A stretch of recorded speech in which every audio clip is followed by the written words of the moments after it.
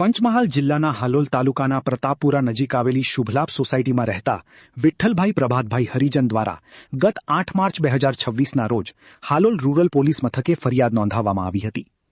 ફરિયાદ મુજબ હાલોલના સાહિલ પાતડી નામના યુવક સાથે 10 થી 15 જેટલા ઈસમો તેમના ઘરે આવી તેમના પુત્ર વસુ અંગે પૂછપરછ કરતા હતા.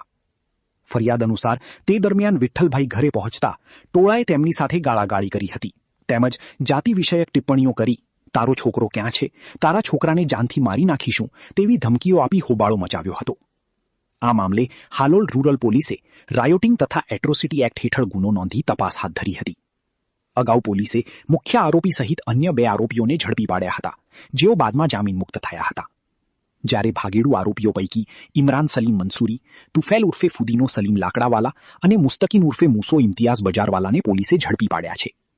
પોલીસ દ્વારા તમામ આરોપીઓને ઘટના સ્થળ સહિત હાલોલના લીમડી ફળિયામાં આવેલા તેમના નિવાસ સ્થાનો પર લઈ જઈ ગુનામાં ઉપયોગમાં લેવાયેલા મોબાઈલ ફોન, બાઇક સહિતની વસ્તુઓ કબજે લેવાની કાર્યવાહી હાથ ધરવામાં આવી હતી. ફરિયાદમાં દર્શાવવામાં આવેલા આરોપીઓની સંખ્યાને ધ્યાનમાં લેતા હજુ કેટલાક આરોપીઓ પોલીસ પકડથી દૂર હોવાની શક્યતા વ્યક્ત કરવામાં આવી રહી છે. પોલીસે તમામ આરોપીઓને ઝડપી તેમની સામે કડક કાર્યવાહી કરવામાં આવશે તેમ જણાવ્યું છે. પ્રતાપપુરા હાલોલ નજીકનું એક ગામ આવ્યું છે. ફરિયાદી છે એમના ઘર ઉપર મુસ્લિમ કોમ્યુનિટીઝના 10 થી 12 જણાઓએ ત્યાં જઈને હુમલો કરેલો હતો. એ બાબતમાં રાયોટિંગ અને એટ્રોસિટી એક્ટ હેઠળનો ગુનો હાલોલ રૂરલ પોલીસ સ્ટેશનમાં નોંધાયેલો હતો.